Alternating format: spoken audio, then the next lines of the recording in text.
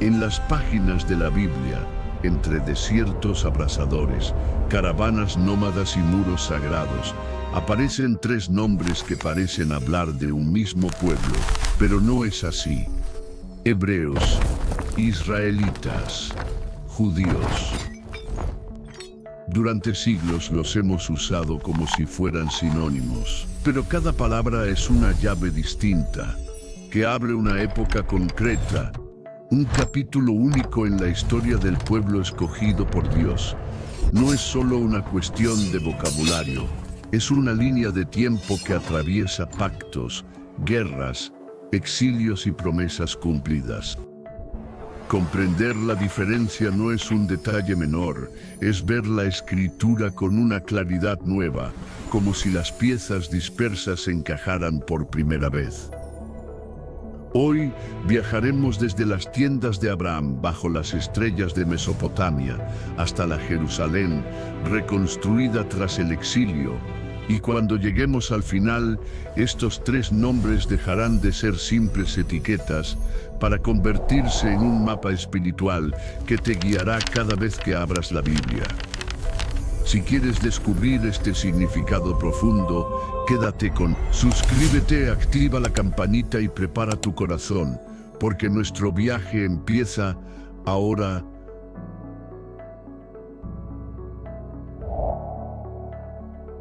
El origen ancestral, descifrando el misterio de los hebreos.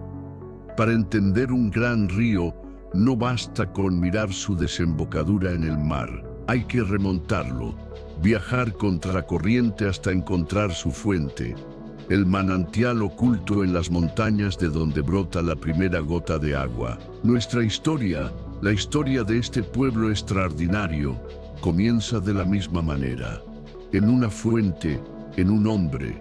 Los hebreos, este es el primer nombre, la raíz más profunda de esta narrativa que se extenderá a través de milenios, moldeando imperios, inspirando fes y cambiando el curso de la humanidad de maneras que aún hoy nos dejan sin aliento.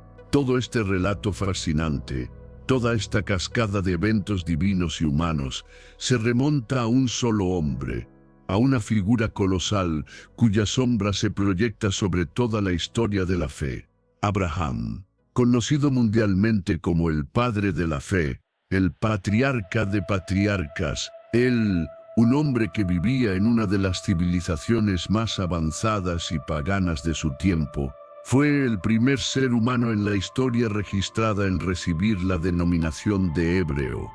Cierra los ojos e imagina por un instante. Imagina la ciudad de Ur de los Caldeos, en la antigua Mesopotamia, hace 4000 años.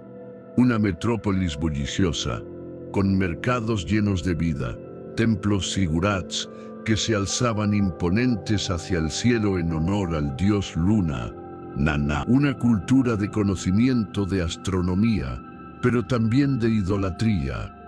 Y en medio de todo ello vivía un hombre llamado Abraham. Y a este hombre, Dios le habló. Le hizo un llamado que desafiaba toda lógica humana. Deja tu tierra, tus parientes y la casa de tu padre, y vete a la tierra que te mostraré. La primera vez que la Biblia usa este término, lo hace de una forma casi casual, pero cargada de significado. En el libro del Génesis, capítulo 14, versículo 13, leemos: Entonces vino uno que había escapado y se lo contó a Abraham, el hebreo. Ahí está, la primera mención. No se le llama a Abraham el mesopotámico, ni Abraham de Ur. Se le llama Abraham el hebreo.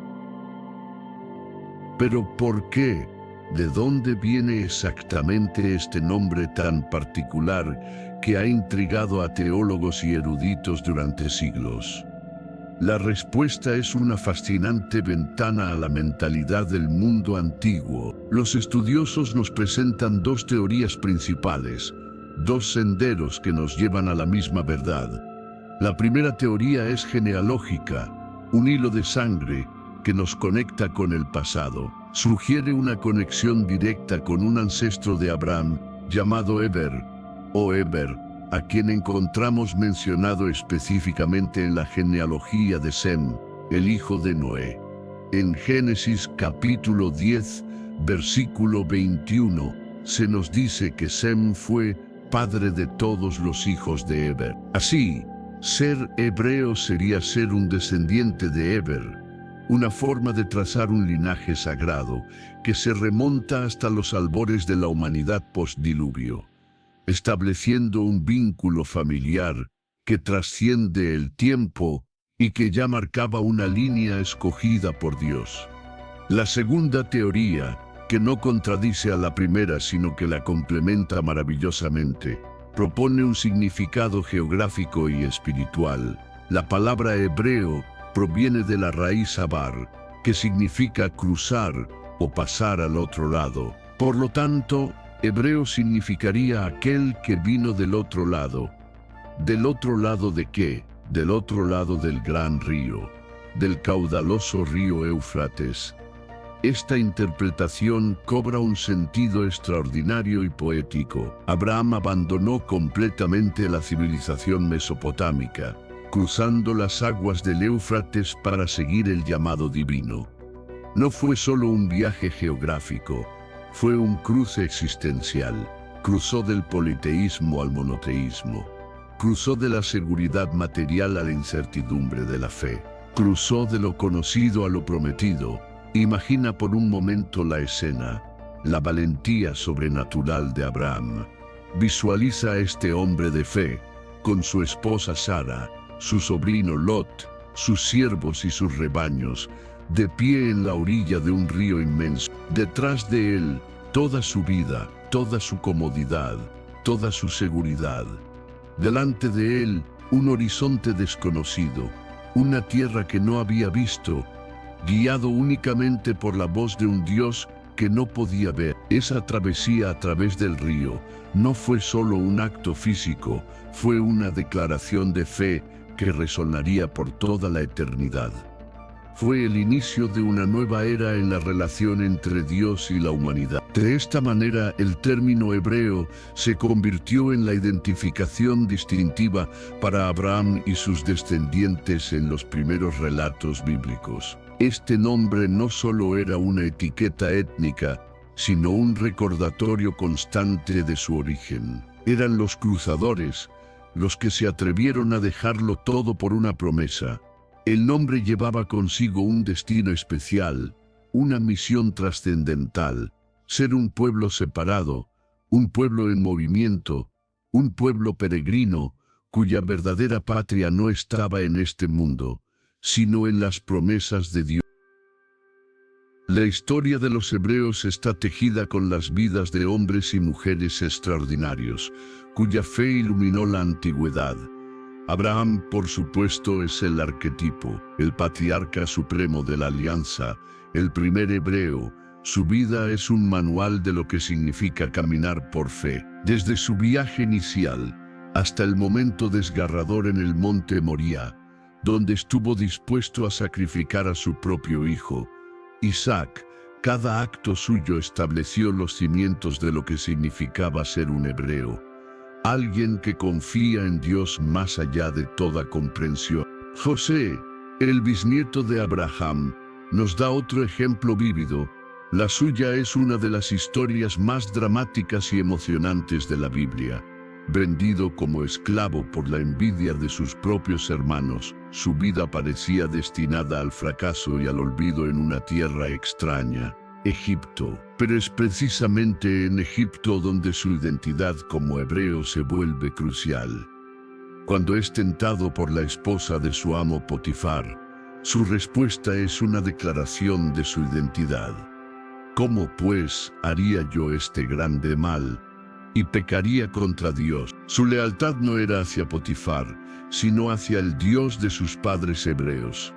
Más tarde, cuando interpreta los sueños del faraón y se convierte en el segundo hombre más poderoso de Egipto, los egipcios lo identifican a él y a su familia como hebreo. Esta denominación no era solo descriptiva, sino que marcaba una diferencia cultural y religiosa en el politeísta y sofisticado Egipto. José demostró que un hebreo podía permanecer fiel a Dios incluso en el corazón de un imperio pagano. Y luego llegamos a Moisés, el gran libertador. Nacido en medio de una opresión brutal, cuando el faraón había ordenado la muerte de todos los niños varones hebreos. Salvado milagrosamente de las aguas del Nilo, fue criado como un príncipe en la corte de Faraón. Lo tenía todo: poder, educación, riqueza, pero dentro de él latía una sangre, una herencia que no podía negar. Era indiscutiblemente hebreo, de la prestigiosa tribu de Leví. El libro de Hechos nos dice que cuando vio a un egipcio maltratando a uno de sus hermanos, salió en defensa del oprimido y lo vengó. Su corazón estaba con su pueblo. Su historia representa la transición más dramática en la narrativa hebrea, desde la esclavitud opresiva hacia la libertad prometida por Dios. Moisés, el hebreo criado como egipcio, sería el instrumento de Dios para forjar una nación. Estos son los hebreos, un linaje, una fe, una promesa, pero la historia no se detiene aquí. Este es solo el primer capítulo. Sientes la curiosidad crecer en tu interior, cómo este linaje de patriarcas, estos cruzadores, evolucionaron y se transformaron en algo más, en una nación con leyes, con reyes, con un templo. La historia que sigue es aún más fascinante y reveladora. Prepárate, porque estamos a punto de presenciar una transformación divina. El nacimiento de los israelitas. La transformación divina, el nacimiento de los israelitas. La historia de la salvación no es una línea recta y monótona. Es una historia viva, que crece y evoluciona, como un árbol majestuoso que hunde sus raíces en la tierra mientras sus ramas se expanden hacia el cielo. Habíamos dejado nuestra historia con los hebreos, un linaje de fe que comenzó con Abraham. Ahora avanzamos en el tiempo, siguiendo esa misma línea de sangre sagrada, y nos encontramos con una progresión genealógica que cambiaría para siempre el curso de la historia. Abraham engendró a Isaac. Isaac, el hijo de la promesa, a su vez tuvo dos hijos, Esaú y Jacob, y es en la vida de Jacob donde la historia da un giro trascendental. La historia de Jacob no es solo la continuación de un linaje, es la crónica de una transformación espiritual tan profunda que redefiniría el futuro de un pueblo entero.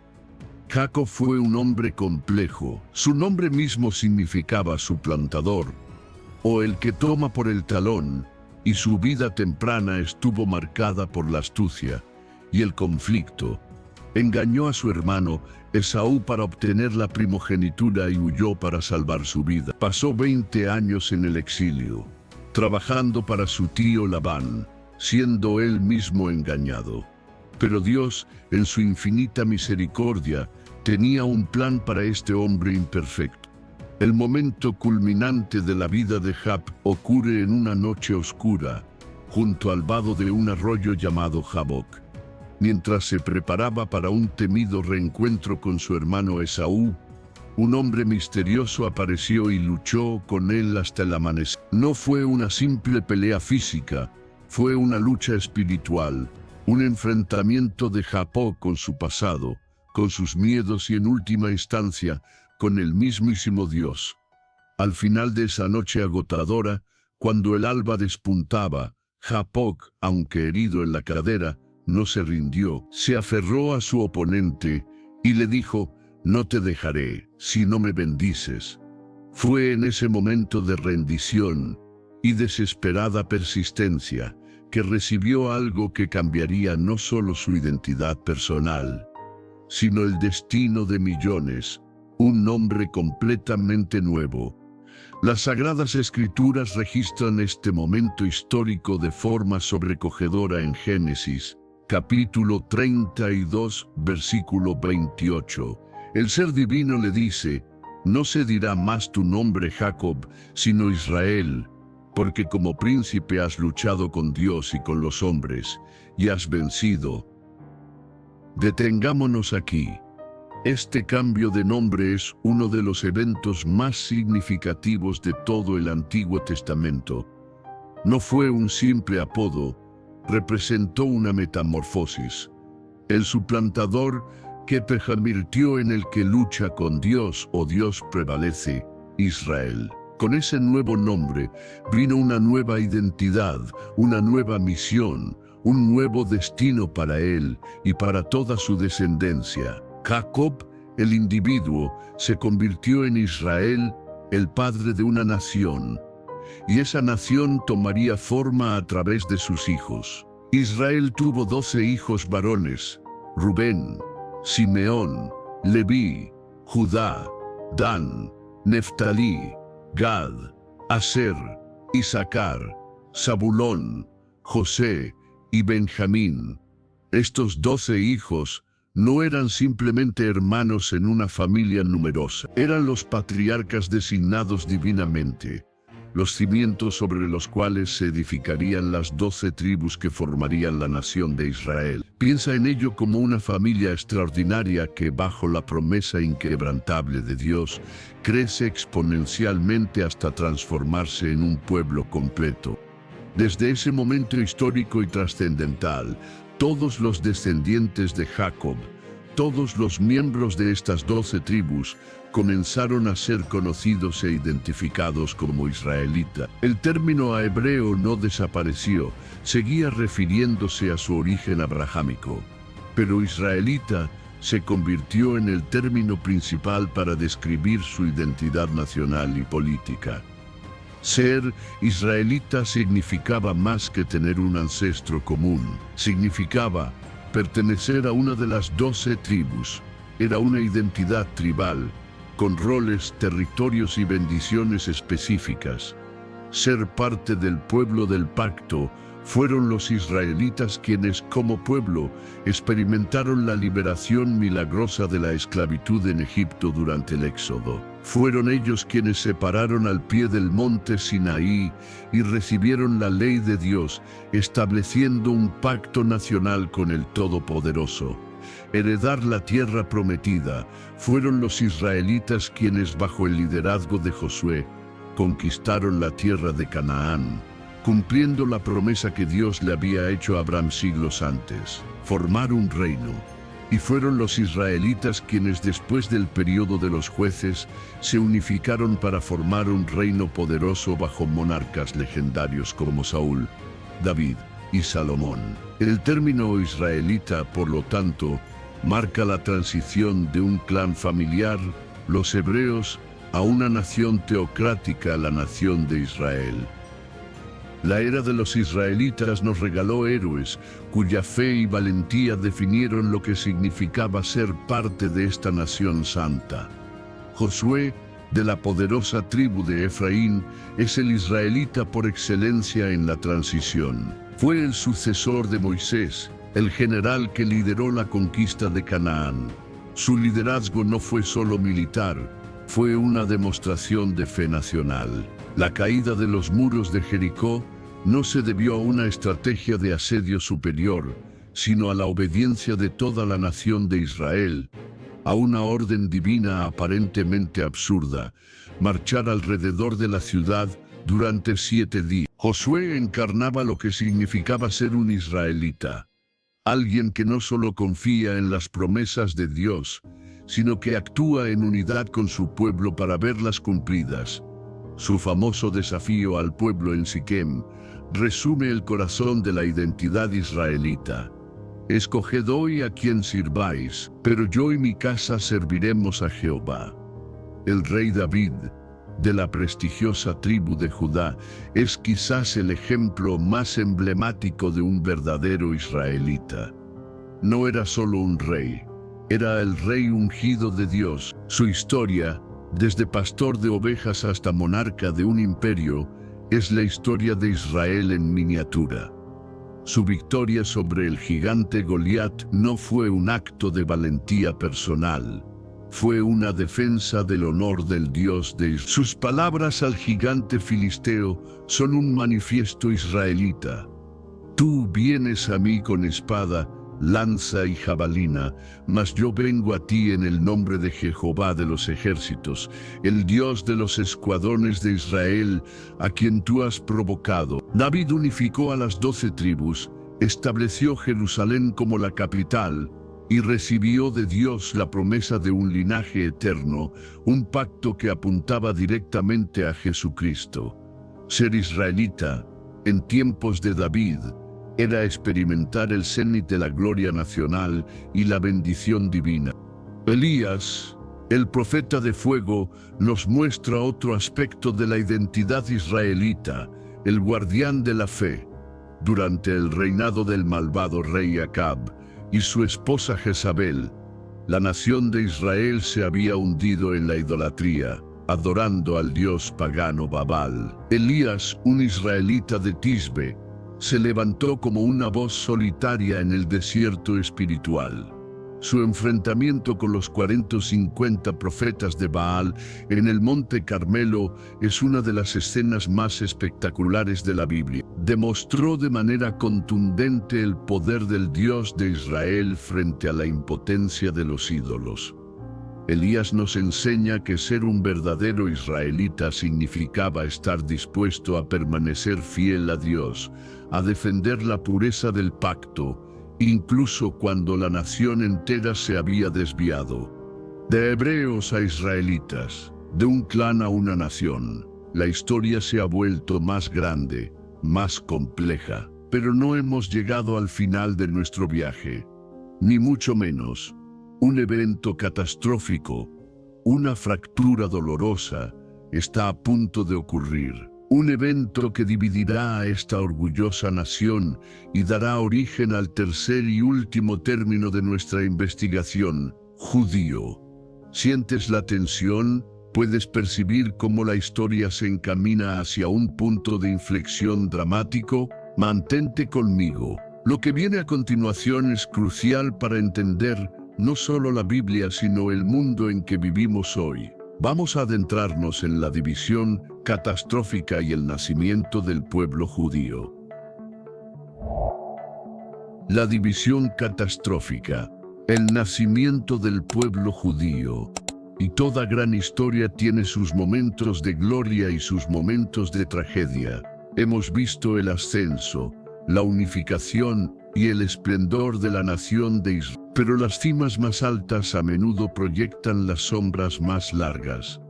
Y la sombra que se cernía sobre el reino unificado de Israel estaba a punto de convertirse en una noche oscura y tormentosa. Tras la muerte del legendario rey Salomón, mundialmente reconocido por su sabiduría y por ser el arquitecto del magnífico primer templo en Jerusalén, el reino experimentó una división. No fue una simple disputa política, fue una fractura sísmica, una herida autoinfligida en el corazón del pueblo elegido que cambiaría su destino para siempre y de manera irreversible. La unidad que David había forjado con tanto esfuerzo y que Salomón había adornado con oro y esplendor, se desmoronó. La causa fue una mezcla de arrogancia política y más profundamente de decadencia espiritual. El hijo de Salomón, Roboam, respondió con soberbia a las peticiones del pueblo de aligerar sus cargas, lo que provocó que 10 de las 12 tribus se rebelaran. El próspero reino unificado se partió en dos entidades separadas y a menudo hostiles. El reino del norte, compuesto por las 10 tribus rebeldes, mantuvo orgullosamente el nombre histórico de Israel. Estableció su capital en Samaria, y aunque era más grande y rico, se sumió rápidamente en la idolatría. Sus reyes, uno tras otro, apartaron al pueblo de la adoración al verdadero Dios en Jerusalén, estableciendo sus propios lugares de culto con becerros de oro, una repetición del terrible pecado del desierto. Este reino, a pesar de su poder inicial, estaba espiritualmente enfermo desde su nacimiento. El reino del sur, formado por las dos tribus que permanecieron leales a la casa de David, la poderosa tribu de Judá y la pequeña pero fiel tribu de Benjamín. A ellos se unieron los levitas y sacerdotes que fueron expulsados del norte. Este reino meridional pasó a ser conocido como el Reino de Judá.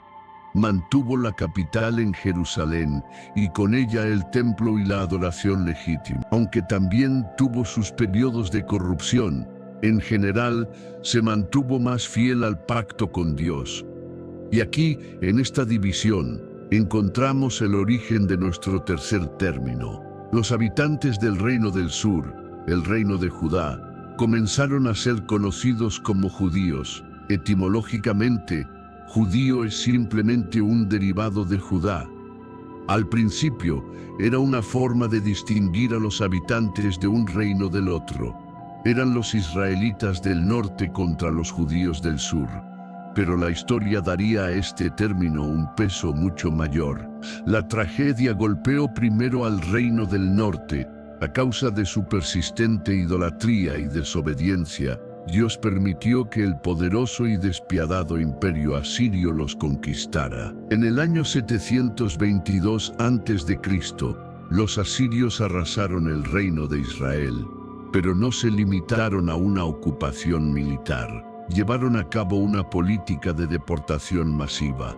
Las 10 tribus fueron arrancadas de su tierra y dispersadas por todo el vasto imperio asirio. Con el tiempo, perdieron su identidad tribal, se mezclaron con otros pueblos y en términos históricos desaparecieron. Son las que hoy conocemos como las 10 tribus perdidas de Israel, un enigma que ha fascinado a historiadores y teólogos durante siglos. Con la desaparición del Reino del Norte, solo quedaba un remanente del pueblo de Dios en la tierra prometida, el Reino de Judá. Ahora, el término judío ya no solo se refería a un habitante del sur, se convirtió en sinónimo del único heredero visible de las promesas hechas a Abraham, Isaac y Jacob. Los judíos eran los supervivientes, los guardianes del templo, del linaje de David y de la esperanza de un Mesías. Pero su prueba aún no había terminado. 136 años después de la caída del norte, la catástrofe también alcanzó a Judá. Por sus propios pecados de idolatría, el poderoso imperio babilónico, bajo el rey Nabucodonosor, sitió y conquistó Jerusalén. En el año 586 a.C., ocurrió lo impensable. El magnífico templo de Salomón fue reducido a escombros y la élite de la población judía fue llevada cautiva a Babilonia. Este evento, el exilio babilónico, fue la experiencia más traumática en la historia del pueblo. Parecía el fin, sin tierra, sin rey, sin templo. ¿Qué significaba ser el pueblo de Dios? Fue precisamente en las aguas de los ríos de Babilonia, mientras lloraban recordando a Sión, donde la identidad judía se forjó en el fuego de la aflicción. Lejos de su tierra, sin un templo donde sacrificar, su fe se volvió más personal, más centrada en la palabra de Dios, las Escrituras, en la oración, en la observancia del sábado y en la comunidad, dando origen a la sinagoga. Ser judío en el exilio significaba aferrarse a su identidad espiritual y cultural con una tenacidad heroica, en medio de un mar de paganismo.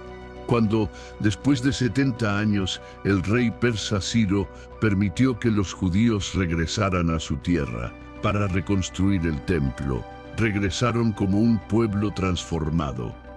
Regresaron como judíos, con una identidad más profunda y una comprensión más clara de su misión. A partir de este momento, el término judío se expandió para abarcar a todos los descendientes de Israel que seguían fielmente al Dios de sus padres, independientemente de su tribu original o de si vivían en la tierra de Judá o dispersos por el mundo. La diáspora se convirtió en la principal denominación para el pueblo del pacto. y es el término que prevalece hasta nuestros días. La era post-exílica está llena de héroes que encarnan el espíritu resiliente de la identidad judía. Esther, una joven judía que vivía en la diáspora persa, de manera milagrosa, se convirtió en reina del vasto imperio persa, cuando un malvado funcionario llamado Amán tramó un plan para aniquilar a todos los judíos del imperio. Esther se enfrentó a una elección terrible. Podía permanecer en silencio y salvar su propia vida, o arriesgarlo todo para salvar a su pueblo. Su tío Mardoqueo le dijo unas palabras inmortales: «¿Y quién sabe si para esta hora has llegado al reino?».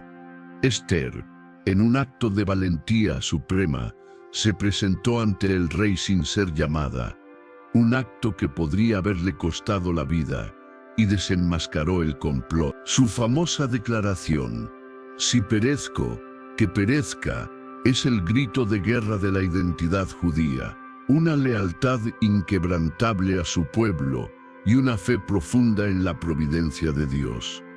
Daniel, otro héroe del exilio, arrancado de su hogar en Judá, cuando era un adolescente, fue llevado a la corte de Babilonia para servir al rey. En medio de un entorno pagano y hostil, Daniel y sus amigos se mantuvieron fieles a las leyes dietéticas y a las prácticas de oración judías. Su fidelidad fue probada en el foso de los leones y en el horno de fuego, pero su sabiduría, dada por Dios, superaba a la de todos los sabios del imperio. Daniel demostró que ser un judío fiel no significaba aislarse del mundo, sino ser una luz en medio de él, un testimonio viviente del poder y la soberanía del Dios verdadero. Y finalmente, el judío por excelencia, la culminación de toda esta historia, Jesús de Nazaret. Jesús nació como judío, de la tribu de Judá y del linaje del rey David. Vivió como un judío observante. Fue circuncidado al 8º día. Presentado en el templo, celebraba las fiestas judías como la Pascua y enseñaba en las sinagogas. Pero él no vino solo a ser un judío más, vino a ser el cumplimiento de todo lo que la historia hebrea, israelita y judía, había estado esperando. Él era el Mesías prometido, el rey de los judíos, cuyo reino no sería de este mundo. Su vida, muerte y resurrección conectaron la antigua promesa hecha a Abraham con una nueva alianza abierta a toda la humanidad. De hebreo a israelita, de israelita a judío, no son simples cambios de nombre, son capítulos de una misma y grandiosa historia de la relación de Dios con la humanidad. Pero ahora una pregunta lógica y fascinante surge en nuestra mente. Si estos términos representan diferentes etapas, ¿es posible que una sola persona encarne las tres identidades al mismo tiempo? La respuesta te sorprenderá y unificará todo lo que hemos aprendido. Quédate conmigo, porque vamos a responder a la pregunta del millón. La pregunta del millón: ¿puede alguien ser los tres simultáneamente? Hemos viajado a través de los milenios. Hemos visto cómo un linaje de fe hebreo se convirtió en una nación poderosa israelita y cómo, tras una dolorosa división y un exilio purificador, esa nación se consolidó en una identidad espiritual y cultural resiliente, judío. Ahora llegamos a una pregunta absolutamente fascinante, una pregunta que probablemente ha estado rondando tu mente y que une todos los hilos de nuestra historia. ¿Es realmente posible que una sola persona sea hebrea, israelita y judía al mismo tiempo? ¿O son identidades excluyentes que se reemplazan unas a otras? Si estás pensando con perplejidad en esta cuestión, prepárate para una respuesta que no solo es afirmativa, sino que ilumina todo el Nuevo Testamento. La respuesta es un rotundo y absoluto.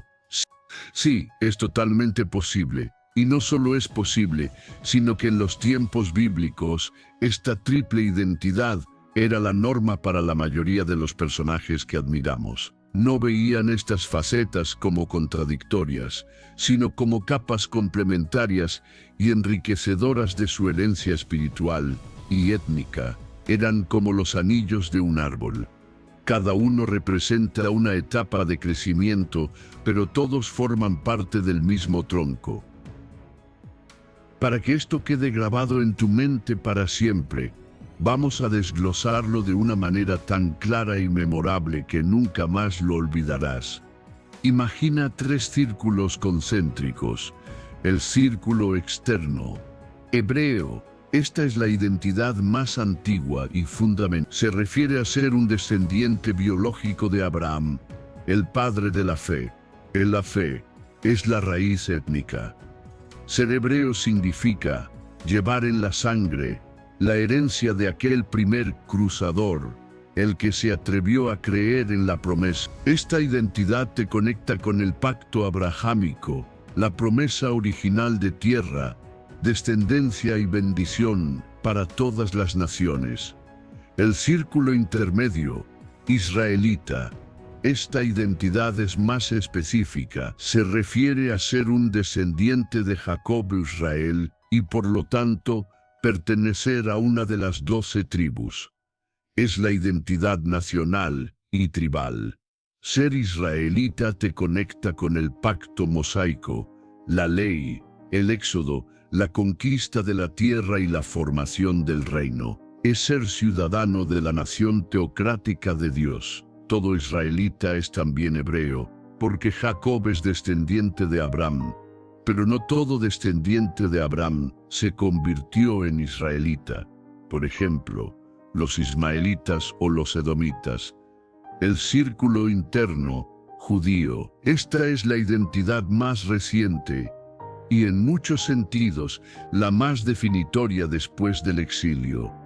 Originalmente se refería a pertenecer a la tribu de Judá o al reino del sur, pero después se convirtió en la identidad religiosa y cultural de todo aquel que permaneció fiel al pacto tras la desaparición de las 10 tribus y el exilio.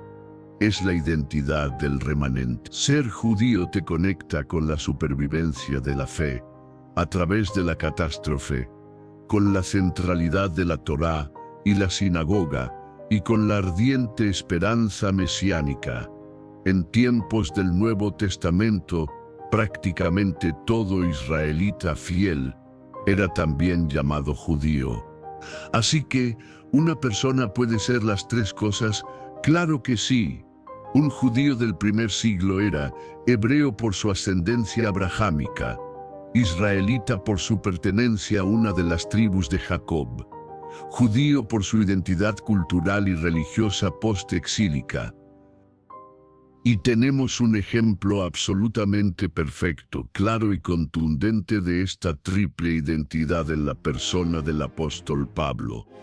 Este gigante espiritual, que transformaría el mundo del primer siglo, se describe a sí mismo con un orgullo inquebrantable y sin ninguna confusión. Escucha cómo se presenta en su carta a los Filipenses, capítulo 3, versículo 5. Circuncidado al 8º día, una práctica judía del linaje de Israel, su identidad nacional israelita, de la tribu de Benjamín, su tribu específica israelita, hebreo de hebreos, su ascendencia pura hebrea. En cuanto a la ley, fariseo, una secta judía. ¿Ves la claridad? Pablo no tenía una crisis de identidad. Se gloriaba en cada una de estas capas. Su herencia hebrea le daba raíces. Su identidad israelita le daba una ciudadanía en el pueblo del pacto. Y su práctica judía definía su vida religiosa. Esta triple herencia le daba una credibilidad inmensa y le permitía servir como un puente perfecto entre el mundo judío y el mundo gentil. Pero el ejemplo supremo, el más perfecto y extraordinario en toda la historia de la humanidad, es nuestro Señor Jesucristo mismo. Él encarnó la plenitud absoluta de estas tres identidades de manera perfecta y sin contradicción alguna. Jesús era hebreo, era descendiente biológico directo e incuestionable de Abraham, como lo registran meticulosamente las genealogías en Mateo, capítulo 1, y Lucas, capítulo 3. Como hebreo, era el heredero legítimo de todas las promesas abrahámicas. Él era la simiente de Abraham a través de la cual todas las familias de la tierra serían bendecidas. Jesús era israelita, era un descendiente auténtico de Jacob, un participante pleno en la herencia de las 12 tribus. Su identidad israelita lo calificaba como el verdadero rey de Israel, el pastor prometido que venía a buscar a las ovejas perdidas de la casa de Israel. Él era el cumplimiento de todo lo que la nación de Israel representaba. Y Jesús era judío, pertenecía por derecho de nacimiento a la tribu real de Judá, cumpliendo la profecía de Jacob en Génesis capítulo 49, versículo 10, de que no será quitado el cetro de Judá. Fue reconocido como el león de la tribu de Judá. Vivió y murió como rey de los judíos. Su identidad judía lo identificaba como el Mesías esperado que cumplía todas las expectativas proféticas del judaísmo. Esta triple identidad en Jesús no era confusa. Era la culminación gloriosa de toda la historia de la salvación. Demostraba que Él era el punto de convergencia de todas las promesas de Dios a su pueblo a lo largo de los siglos. Así que, cuando leas la Biblia a partir de ahora, ya no verás estos términos como simples sinónimos. Verás capas de significado, ecos de la historia, y entenderás con una nueva profundidad la riqueza de la identidad del pueblo de Dios y sobre todo la identidad completa y perfecta de nuestro Salvador. Ahora que hemos desentrañado el qué y el quién, es hora de entender el por qué. ¿Por qué es tan crucial para nosotros hoy comprender esta evolución? ¿Qué impacto transformador tendrá este conocimiento en nuestra propia lectura de la Biblia? Acompáñame al último tramo de nuestro viaje, donde todo cobrará un sentido práctico y espiritual para tu vida. Comprendiendo la evolución histórica de los términos, hemos llegado a un punto crucial de nuestro viaje. Hemos descifrado el misterio, hemos definido los términos y hemos visto cómo pueden coexistir en una misma persona. Ahora, es fundamental que consolidemos este conocimiento, que entendamos con claridad cristalina por qué la Biblia utiliza estos términos de manera tan deliberada y precisa. Comprender la evolución histórica de estos nombres no es un simple ejercicio académico. Es la clave interpretativa que abrirá dimensiones completamente nuevas en tu lectura de las Escrituras. Estos términos no son sinónimos intercambiables, son como etiquetas de tiempo, como coordenadas históricas y teológicas que nos sitúan exactamente en el momento y el contexto correcto de la narrativa bíblica. Cada denominación lleva consigo un peso histórico inmenso, un contexto cultural único y un significado teológico profundo. Pensemos en ello como una máquina del tiempo espiritual. Cada palabra nos transporta a una era específica. Cuando lees hebreo, tu mente debe viajar a la época de los patriarcas.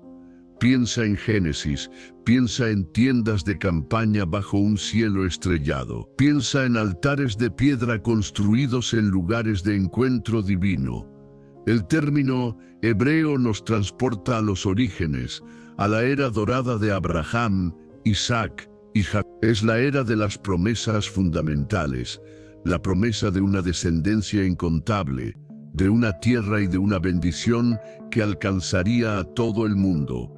Ser hebreo en este contexto significaba ser un peregrino de la fe, significaba una separación radical del paganismo circundante de Mesopotamia y Canaán, Era una identidad definida por una relación personal y directa con el Dios Todopoderoso, en un mundo que adoraba a ídolos de madera y piedra.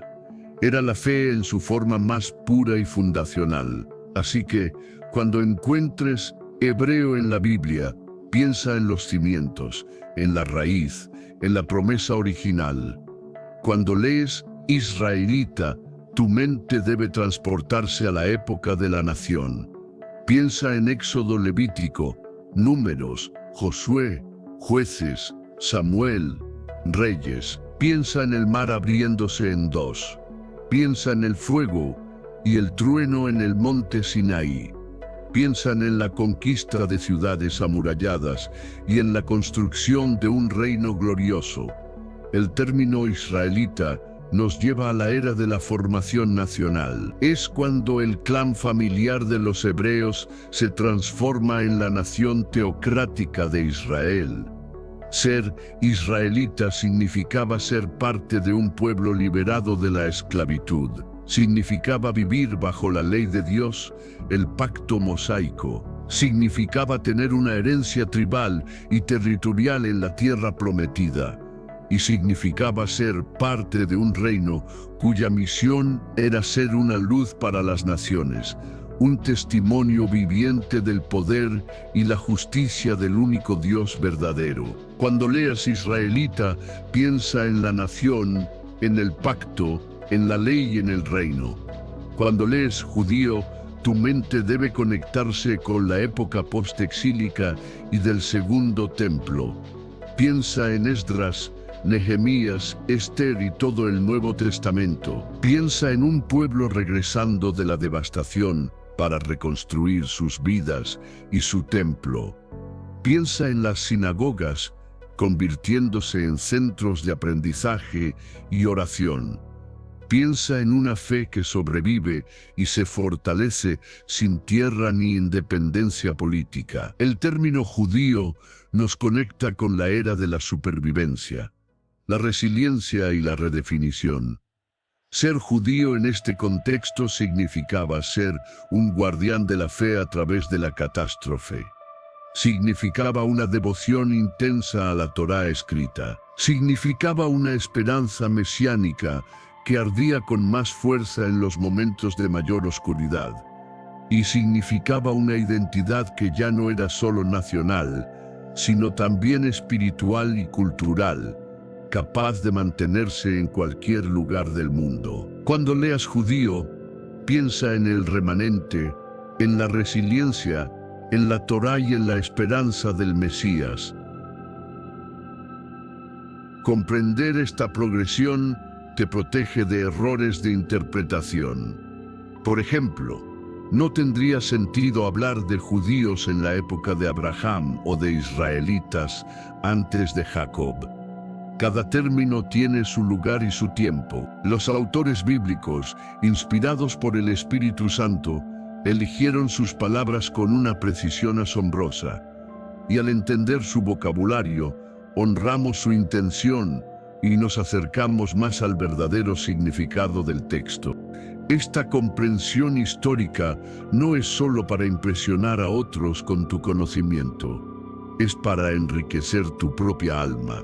Es para que al leer puedas ver el plan de Dios desarrollándose en etapas, de manera progresiva y perfecta. Es ver cómo la promesa hecha a un hebreo, Abraham, se convirtió en la ley para una nación, Israel, y se preservó a través de la fe de un remanente, los judíos, todo para preparar el camino para la llegada de aquel que lo cumpliría todo, Jesucristo.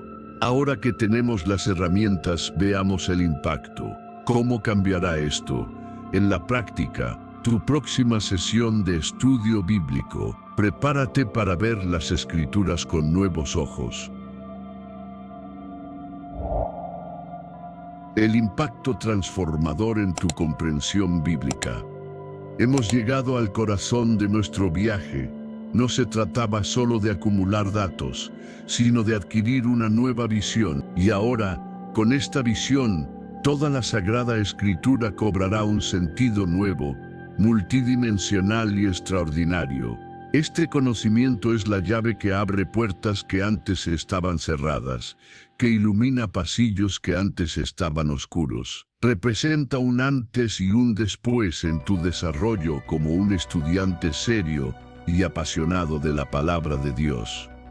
Ya nunca más leerás estos términos como simples sinónimos. A partir de hoy, cuando leas en Génesis que José era un hebreo en Egipto, ya no solo verás a un esclavo, verás al portador de la promesa abrahámica, un descendiente de Eber, un cruzador espiritual que mantenía su fe en una tierra pagana. Entenderás la profundidad de su lucha y la magnitud de su fidelidad.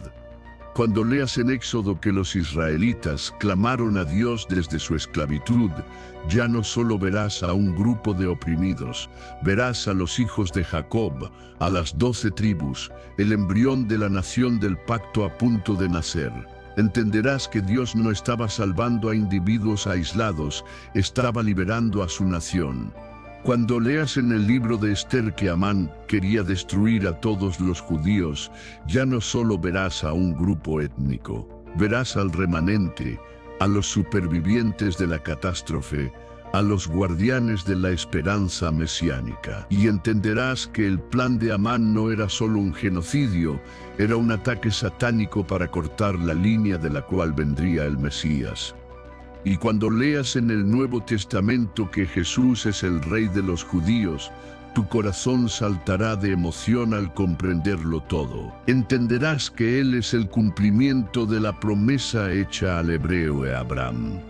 El Rey de la nación israelita y el león de la tribu de Judá, el Mesías esperado por los judíos. Verás en ese título la convergencia de toda la historia de la redención.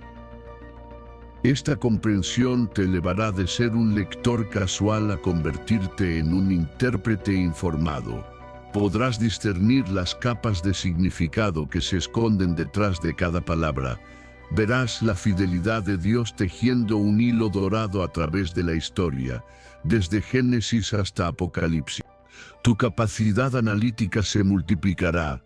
Podrás identificar períodos históricos basándote en la terminología. Comprenderás contextos culturales que antes te resultaban confusos. Y lo más importante, apreciarás la majestuosa progresión teológica de la Biblia. Ya no serás víctima de interpretaciones superficiales o de anacronismos que distorsionan el mensaje. Podrás navegar las complejidades textuales con la confianza de alguien que comprende los cimientos históricos y culturales de la revelación divina. Y esta transformación no solo enriquecerá tu vida devocional personal, te equipará para enseñar a otros con autoridad y precisión, para responder preguntas con sabiduría y para defender la verdad bíblica en un mundo que a menudo la malinterpreta. Hemos llegado al final de nuestro viaje a través del tiempo, pero es solo el comienzo de tu nueva aventura con las Escrituras. El conocimiento que has adquirido hoy no es un punto final, es un punto de partida. No es solo información histórica, tiene implicaciones profundas y vibrantes para tu vida espiritual hoy. ¿Qué nos llevamos de todo esto? ¿Cuál es el mensaje de Dios para nosotros a través de esta historia? Primero nos llevamos una profunda apreciación de la fidelidad de Dios. Al ver cómo Dios guió a su pueblo a través de cada transición, desde un clan nómada hasta un remanente resiliente, nuestra fe en su fidelidad para con nosotros se fortalece enormemente. Si Él fue fiel a través de milenios de historia, cuidando su promesa como un tesoro, ¿acaso no será fiel en las temporadas de nuestra propia vida? La respuesta resuena en cada página de la historia. Sí. Él es fiel. Su plan nunca falla. Segundo, entendemos mejor el plan redentor. La progresión de hebreo a israelita a judío no fue un accidente de la historia. Fue el desarrollo pedagógico y amoroso del plan de salvación. Dios estaba preparando al mundo, paso a paso, revelando más de sí mismo en cada etapa. para la llegada de Cristo. Este entendimiento nos ayuda a ver la asombrosa unidad teológica de toda la Escritura, desde Génesis hasta Apocalipsis, como una sola y grandiosa historia de amor escrita por un solo autor. Tercero, este conocimiento nos da una perspectiva más informada y compasiva hacia el pueblo judío contemporáneo. En un mundo donde el antisemitismo, esa trágica y antigua herida, lamentablemente sigue siendo una realidad, entender la herencia bíblica y el papel crucial del pueblo judío en la historia de la salvación nos llama a un amor y un respeto más profundos. Recordamos las palabras del apóstol Pablo en su carta a los Romanos, capítulo 9, cuando dice que de ellos son la adopción como hijos, la gloria divina, los pactos, la promulgación de la ley, el culto y las promesas. Nuestras raíces de fe están entrelazadas con las suyas. Y finalmente, este conocimiento tiene una aplicación práctica y poderosa para tu estudio bíblico. A partir de ahora, te invito a que te conviertas en un detective de la fe, un explorador de la palabra. Cuando leas, presta atención a cuál término se usa en cada pasaje y pregúntate por qué el autor eligió esta palabra y no otra. ¿En qué época me quiere situar? Cuando estudies las genealogías, no las veas como listas aburridas. Entiende que estás trazando el linaje sagrado, el desarrollo de la identidad del pueblo elegido a través de la historia. Cuando examines las profecías mesiánicas, observa cómo muchas se conectan específicamente con la tribu de Judá y el linaje de David, y maravíllate de cómo se cumplen en Jesús. Y al leer el Nuevo Testamento, nota cómo los apóstoles usan estos términos para conectar la obra de Cristo con toda la historia de la salvación, que se remonta hasta Abraham. El conocimiento que has recibido hoy es demasiado valioso para guardarlo solo para ti. Es una luz, y la luz no se enciende para esconderla debajo de una vasija. En un mundo lleno de confusión, tu claridad puede ser un faro. En un mundo con tantas divisiones, tu comprensión puede construir puente. Por eso, si este video ha transformado tu comprensión bíblica, si ha encendido una nueva pasión en tu corazón por la palabra de Dios, te invito a que hagas dos cosas. Primero, compártelo. Piensa ahora mismo en al menos una persona en tu vida que amaría este descubrimiento. Un amigo, un familiar, alguien de tu grupo de estudio bíblico. Envíale este video. Ayuda a expandir este entendimiento profundo, tal como Jesús nos enseñó a hacer discípulos y a compartir la verdad con el mundo entero. Tú puedes ser parte de esa gran comisión de una manera simple y poderosa, ayudando a otros a amar y entender la palabra de Dios más profundamente. Segundo, si deseas más contenido como este, si tu alma anhela seguir explorando los misterios de la Biblia de manera simple, clara e impactante, te invito una vez más a que te suscribas a nuestro canal y actives esa campanita de notificaciones. Cada video es una nueva puerta que abrimos juntos, una oportunidad para crecer, para descubrir y para acercarnos más al corazón de Dios. Aquí, la Biblia no es un libro complicado, es una carta de amor que estamos aprendiendo a leer juntos. Tu comprensión de la Biblia nunca volverá a ser la misma. Te has convertido en alguien que verdaderamente entiende las profundidades históricas y teológicas de la palabra de Dios. Lleva este tesoro contigo, medita en él y deja que transforme no solo tu mente, sino también tu corazón y tu caminar diario. Que la gracia de nuestro Señor Jesucristo, el amor de Dios Padre y la comunión del Espíritu Santo estén contigo. Que Dios te bendiga abundantemente en tu búsqueda apasionada de la verdad. Y nos vemos en nuestro próximo video, con más revelaciones que cambiarán tu vida para siempre.